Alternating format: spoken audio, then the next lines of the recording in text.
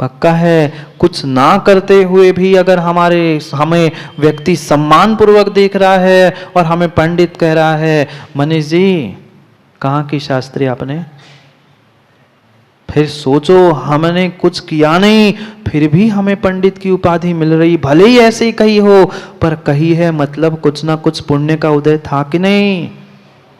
पुण्य का जब उदय था तो पुण्य का सदुपयोग किया कि दुरुपयोग किया। मैं पंडित हूं इस बात का अगर अहंकार है तो आप पंडित हो नहीं। ज्ञानी, पंडित, विद्वान, इन एक एक शब्दों को समझने की आवश्यकता है। अगर मात्र शब्दों को रटके, गाथाओं को रटके हमने तैयारी करके प्रवचन करना और उपदेश देना सीख लिया है तो ये मात्र पंडिताई है। शब्दों को जानने वाला पंडित होता है, शब्दों के अर्थों को जानने वाला वह विद्वान होता है। शब्दों को, अर्थों को और भावों को जानकर अभिप्रायों के साथ, नयों के साथ कथन करता है, जानता है, वो ज्ञानी होता है। 3 शब्दों में अंतर करने की आवश्यकता है। पंडित वही जो गाल बजावा, मात्र शब्दों से पढ़ के गाल बजा रहा है, वो पंडित है। और उसके अर्थों को समझते हुए अगर कथन कर रहा है तो विद्वान है, और जीवन में उतार कर वैसा कह रहा है, वो सच्चा ज्ञानी है। दिगंबर मुनि, वहां ज्ञानी तक पहुंचने की आवश्यकता है। चंद 2-4 शब्द, 2-4 ग्रंथ और 2-4 गाथा, 2-4 आचार्य भगवंत को पकड़ लेने से ज्ञानी बनोगे? नहीं बनोगे। चारों अनुयोगों का ज्ञान होने की आवश्यकता है। चारों अनुयोगों में से एक आध भी अनुयोग कमजोर है, एक आध अनुयोग को हम धुतकार ही रहे हैं। प्रथमानुयोग क्या है? कथा कहानियां हैं, वो तो बच्चों का काम है। नहीं, बोधि समाधि निधानम, बोधि समाधि का कोई निधान, कोई साधन है तो प्रथमानुयोग है। ज्ञानियों धुतकारो मत, प्रथमानुयोग को धुतकारो मत। अंतिम समय में अगर कोई काम में आएगा तो ये प्रथमानुयोग ही आएगा। वहां कोई द्रव्यानुयोग के, कर्णानुयोग के मां कोई 24 ठाना लगाने की ताकत नहीं होती, ना कोई द्रव्यानुयोग के सिद्धांत याद करने की आवश्यकता होती है। वहां तो मात्र बोधि और समाधि चाहिए तो प्रथमानुयोग चाहिए। एक एक अनुयोग का ज्ञान होना चाहिए, तभी तुम ज्ञानी बन सकते हो। अन्यथा शब्दों से, संख्याओं से, डिग्रियों से कोई भी ज्ञानी नहीं होता।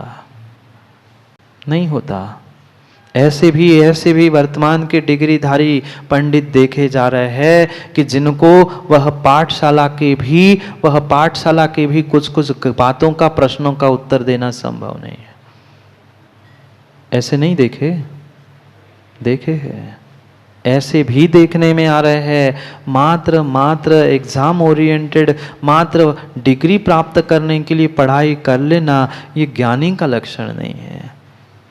और कल्याण होगा तो ज्ञानी का होगा, जरूरी नहीं है कि मात्र नामधारी पंडित का हो। पंडित बनना है मनीष भाई, तो ये कौन सी पंडिताई है? कपड़ों में कोई पंडित नहीं होता। सुमन पंडित जी होता है क्या? आगम में पढ़ो ना, भगवती आराधना मरण कंडिका में किसको पंडित कहा? जो रत्नत्रय का धारी है वो ही पंडित है, और उसका ही मरण पंडित मरण है। ये पंडित मर गए सो पंडित मरण नहीं है। ना किसी कुल परंपरा को पंडित शब्द से जोड़ लेना। एक एक शब्द के भाव, अर्थ सबको समझकर हमें ज्ञानी बनने की आवश्यकता है, तभी काम बनेगा। पर ज्ञानी बनने दे तब ना। हम ना स्वयं चाहते ज्ञानी बने, ना हम दूसरों को ज्ञानी बनाना चाहते हैं। और जो बने हैं हम उनमें भी कमियां खोजते हैं। अगर दूसरों की कमियां खोजने में समय बर्बाद कर रहे हैं तो ना हम पंडित हैं, ना विद्वान हैं, ना ज्ञानी हैं। नहीं है, बिल्कुल भी नहीं है। क्योंकि तुम्हारी भाषा ही, तुम्हारी परिणति ही, तुम्हारे परिणाम ही तुम्हारे सम्यक ज्ञान की अभिव्यक्ति है। कौन बताएगा तुम्हारे पास सम्यक ज्ञान है कि मिथ्या ज्ञान है? तुम्हारी भाषा कैसी है, तुम्हारे एक दूसरे के प्रति परिणाम कैसे है, परिणति कैसी है, वही तुम्हारे भीतर के सम्यक ज्ञान की पहचान है।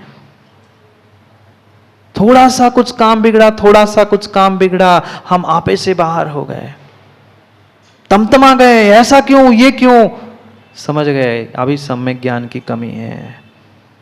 कथन तो कर रहे हैं, पर वह प्रवचन के भटे थे।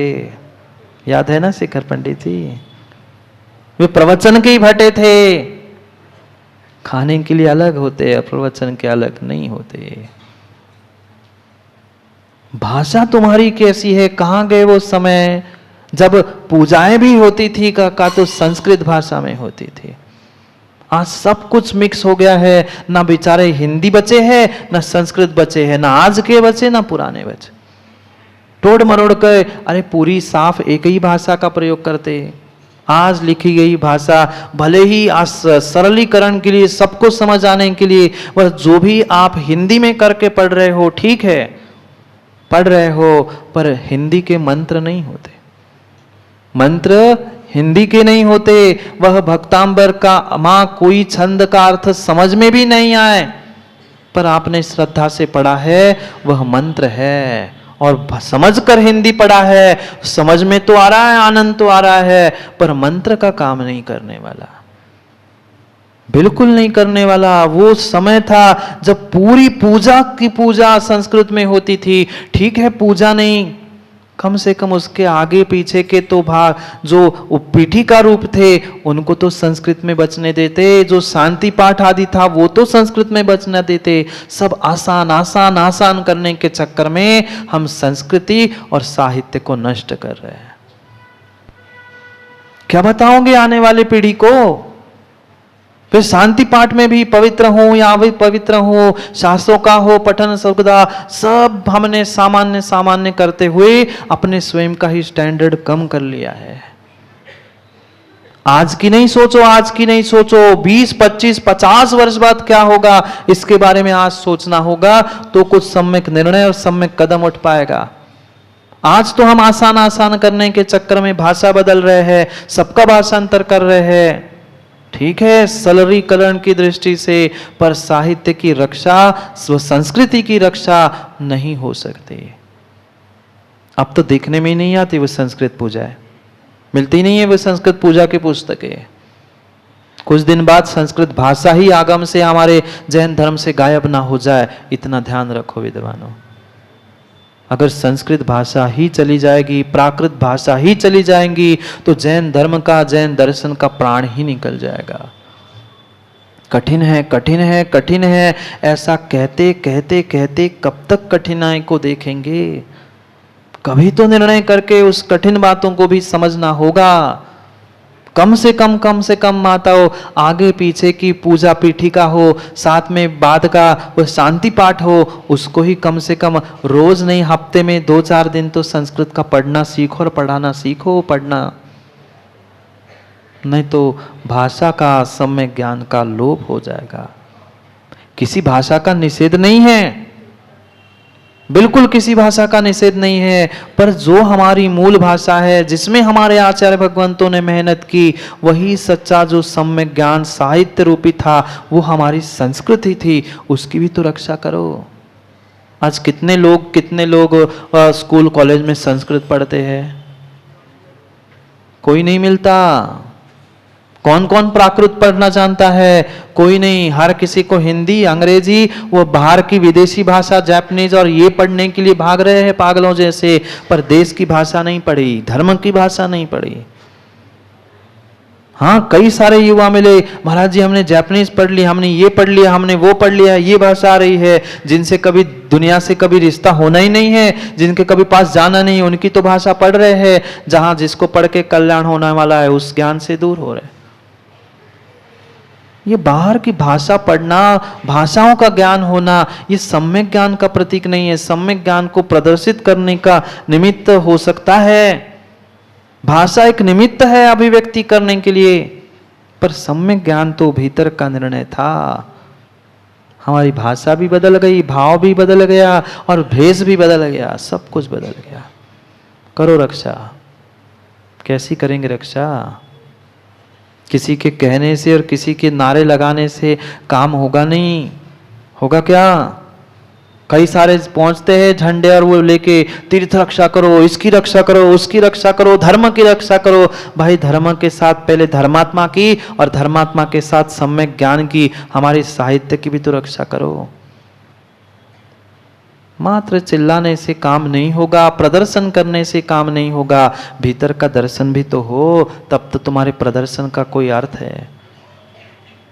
निज का दर्शन ही नहीं है और धर्म का प्रदर्शन करने के लिए बैठे हैं। वह चबू कहाँ? चौक में जाके क्या प्रदर्शन कर रहे हो? तुम धर्म को बाजार में लेके बैठ रहे हो। ये प्रदर्शन कर रहे हो कि धर्म को बदनाम कर रहे हो? विचार करने की आवश्यकता है।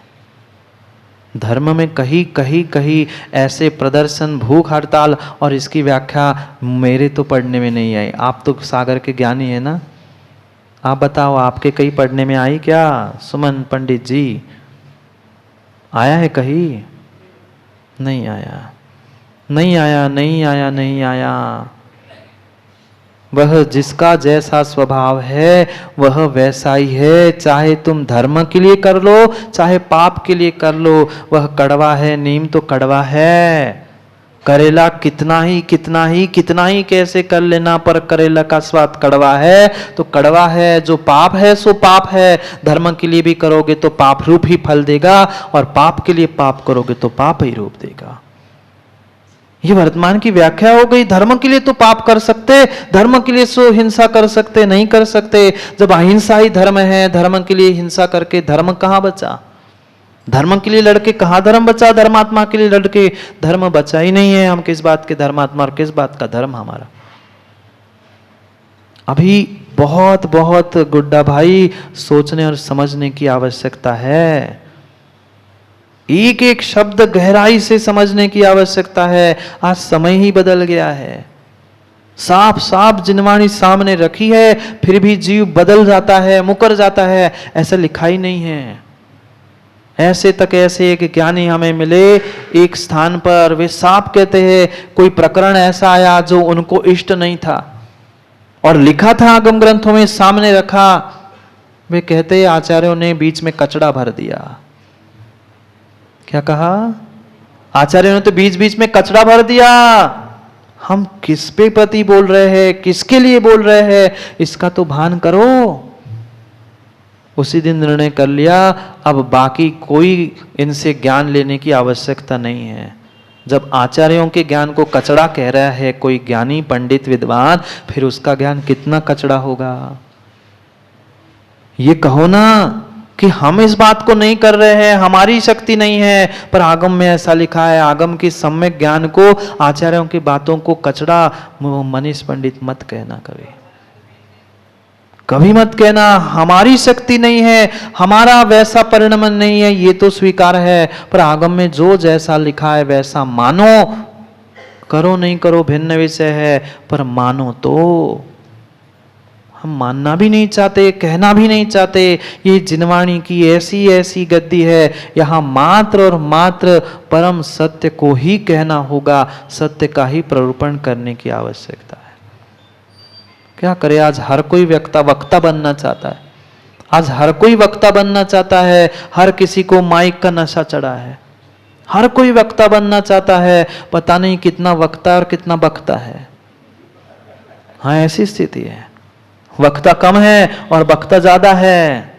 भाई वक्ता बनने के पहले ज्ञाता तो बन। ज्ञाता बना नहीं है और वक्ता बना चला है, इसलिए वक्ता की जगह बक्ता है। आगम के विरुद्ध, आगम के विरुद्ध एक अक्षर भी अगर लिखा पढ़ा जा रहा है तो परिपूर्ण रूप से आचार्य भगवंत उसे मिथ्या दृष्टि कहते। मैं किसी को कुछ नहीं कहता हूं। शिवकोटि स्वामी उस जो रत्नमाला ग्रंथ लिखते वे ही शिवकोटि स्वामी उस भगवती आराधना में कह रहे हैं कि एक अक्षर भी आगम के विपरीत है तो वह मिथ्या दृष्टि है। पूरा आद्योपांग आगम याद है, सब कुछ कंठस्थ है, पर एक अक्षर भी अगर विपरीत है तो वह मिथ्या दृष्टि है।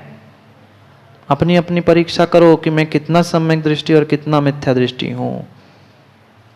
उसके बिना काम नहीं हो सकता।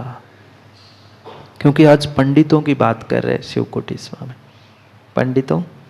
पंडितों की बात कर रहे हैं शिवकोटि स्वामी, इसलिए उनकी चर्चा चल रही है। ये साहित्य और संस्कृति की रक्षा दोनों के हाथ में थी, मात्र वह पंडितों के नहीं और मात्र श्रावकों के नहीं।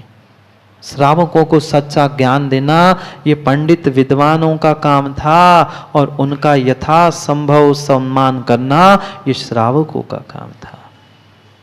क्या करे, इधर भी तो गड़बड़ी है, और सीधी बात है, एक हाथ से ताली बजी सो दूसरी आनी ही पड़ी। दोनों बातों की दोनों तरफ से गड़बड़ियों को समझना होगा।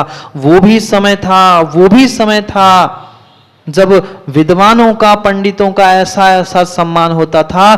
पढ़ो पुराने ग्रंथों को, प्रशस्तियों में पढ़ो, उन विद्वानों को, ज्ञानियों को तक पालकी में बिठाकर नगर भ्रमण किया जाता था।